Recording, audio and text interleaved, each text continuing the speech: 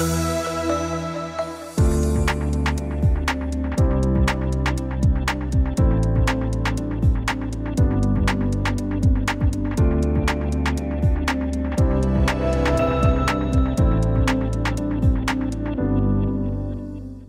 Sobat IDX, saya Gede Nyoman Yatna, Direktur Penilaian Perusahaan Bursa Efek Indonesia.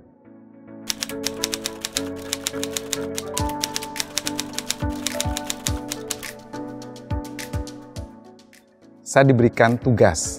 Yang pertama, tentunya bagaimana kita meningkatkan jumlah perusahaan yang dapat mengutilisasi pasar modal sebagai sumber pendanaan untuk semua sizing perusahaan.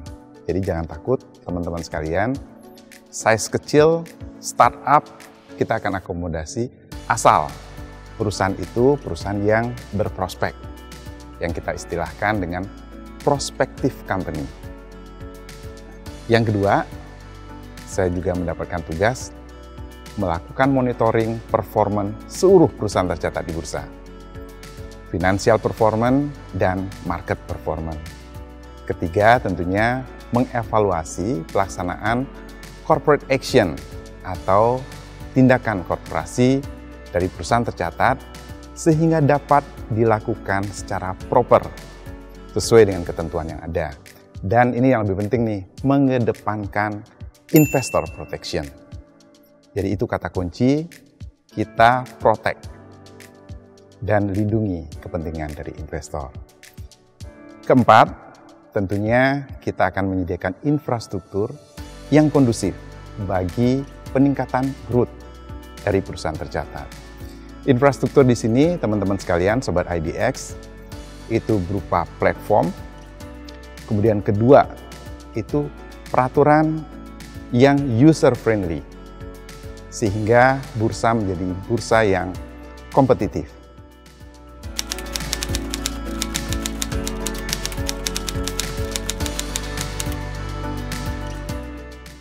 Sobat IDX, tentunya dalam rangka meningkatkan investor protection, kita di Bursa Efek Indonesia disupport oleh Otoritas Jasa Keuangan mengembangkan apa yang kita sebut dengan notasi khusus. Notasi khusus ini merupakan unique code, kode yang unik yang ditambahkan pada kode saham untuk merecall informasi terkait dengan isu negatif compliant. Itu yang pertama. Kalau ada isu mengenai negatif compliant atau non-conformity, kita akan sematkan setelah kode saham. Yang kedua, dalam kondisi ada negatif performance. Yang ketiga, kalau ada legal issues pada perusahaan tercatat. Sehingga kita harapkan dengan unique code, Sobat IDX itu menjadi alert, menjadikan informasi itu sebagai referensi sebelum mengambil keputusan investasi. Dengan notasi khusus, investor akan memperoleh informasi instan yang penting sebelum pengambilan keputusan investasinya, dan informasi tersebut embedded, nempel pada kode saham. Pengembangan notasi khusus pada tahun 2020 Sobat IDX meliputi penambahan jenis notasi. Sekarang kita punya 7 tambahan kode yang menunjukkan negatif compliant, negatif performance, legal issues. Nanti kita tambahkan lagi, kita perkaya. Sehingga memperkaya teman-teman IDX untuk mengambil keputusan investasi secara sadar, ya, dengan telah mempertimbangkan risiko-risiko yang ada. Pengembangan notasi khusus pada tahun 2020 meliputi penambahan jenis notasi dan pengembangan sistem untuk penyebaran informasi notasi khusus.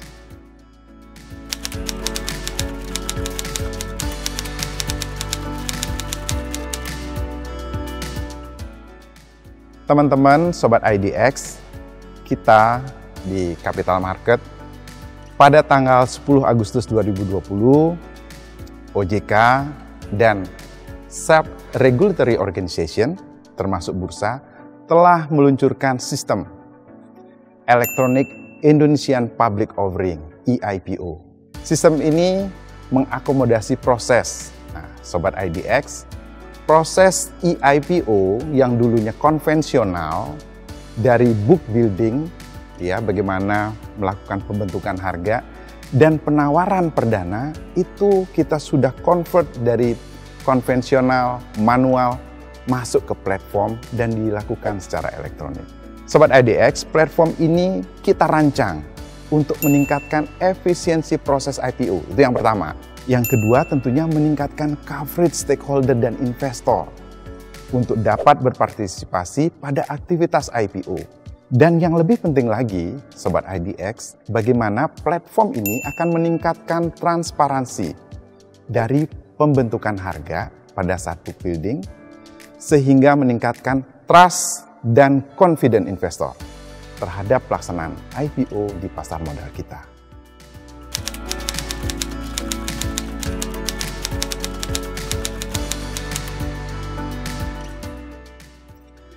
Manfaat EIPO untuk milenial akan menarik buat Sobat IDX, akan lebih familiar dengan penggunaan platform ini, karena dengan platform ini teman-teman Sobat IDX akan dapat berpartisipasi dalam proses EIPO ini.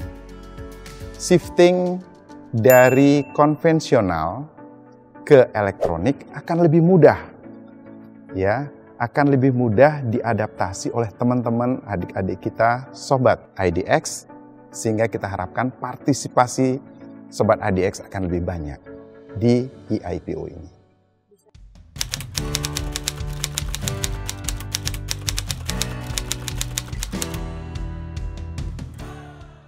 Sobat IDX, silakan login ke www.i-ipo.co.id dalam hal Sobat IDX ingin mengetahui bagaimana proses dari EIPO tersebut. Kami tampilkan di sana, Bursa dan OJK telah memprovide informasi tentang EIPO, sehingga kita harapkan Sobat IDX dapat mengetahui lebih awal bagaimana proses berpartisipasi, sehingga nanti pada saat mandatory EIPO akan dilakukan di tahun 2021, pelaksanaan EIPO akan dapat kita harapkan lebih banyak dari Sobat IDX, khususnya yang milenial.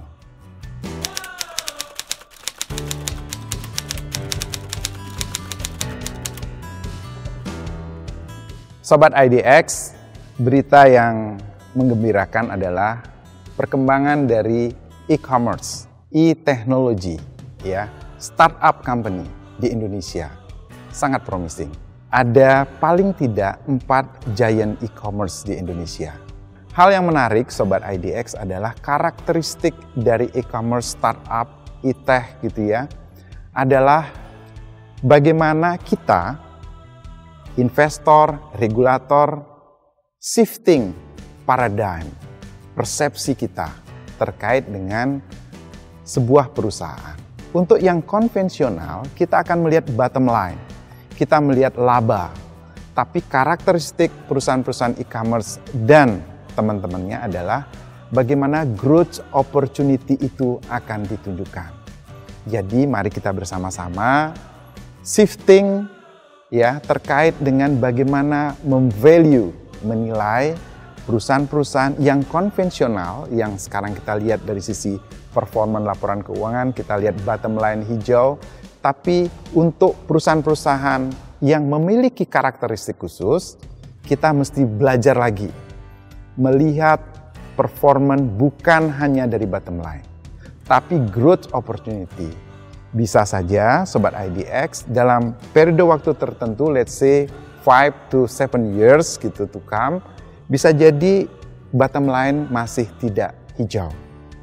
Namun growth opportunity, ya, yang akan ditunjukkan oleh perusahaan tersebut akan lebih promising. Nah, itu yang kita sedang lakukan penjajakan, bagaimana kita menyiapkan peraturan-peraturan yang dapat pertama memberikan kemudahan untuk e-commerce dan kedua adalah bagaimana memproteksi kepentingan investor termasuk disclosure sehingga para investor yang akan berpartisipasi sudah sadar terkait dengan risiko dan mengetahui karakteristik dari perusahaan ini.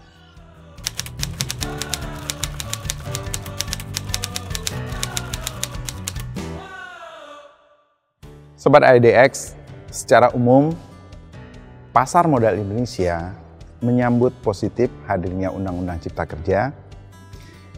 Saya akan menjelaskan dari dua sisi, ya, dari dua point of view. Pertama dari investor perspektif dan dari perusahaan tercatat point of view.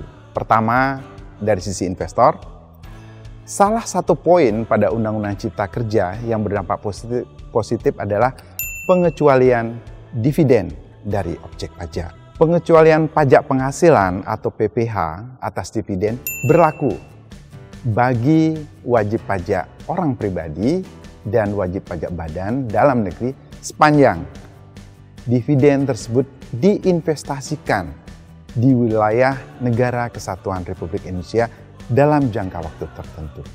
Sobat IDX, move on dari sisi perusahaan tercatat, saya lihat Undang-Undang Cipta Kerja juga diharapkan mampu memberikan dampak positif, baik dari sisi reformasi ketenagakerjaan maupun melalui berbagai insentif sektoral. Berbagai kemudahan perizinan untuk mendukung iklim investasi yang kondusif telah diatur dalam undang-undang ini.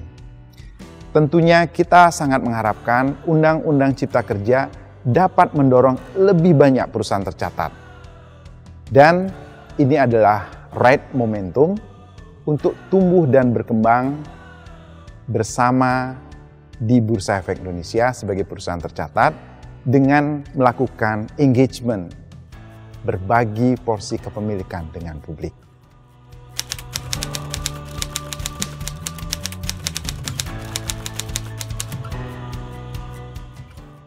Sobat IDX, untuk merespon berbagai perkembangan yang ada, termasuk peningkatan minat investasi masyarakat, Bursa bersama-sama dengan SRO dan Otoritas Jasa Keuangan terus-menerus mengembangkan dan mengimplementasikan serangkaian program strategis.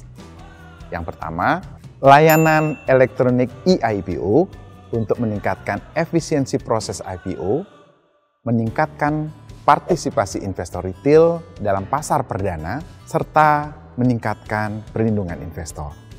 Kedua, kita telah mengembangkan program pengembangan dan pendalaman pasar.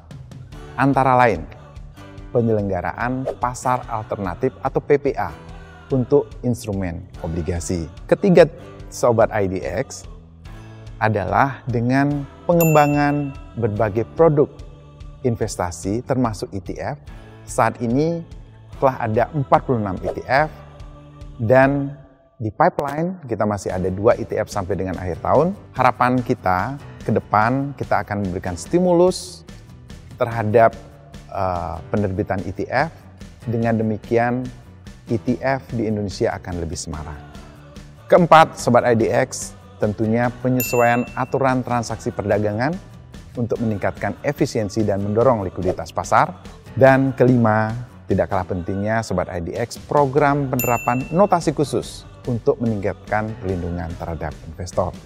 BI juga telah menjalankan fungsi edukasi dan sosialisasi melalui penyelenggaraan berbagai acara secara online, termasuk public expose, investor gathering, seminar pasar modal, dan kegiatan lain untuk meningkatkan wawasan dan pengetahuan investasi bagi para investor dan calon investor dimanapun mereka berada.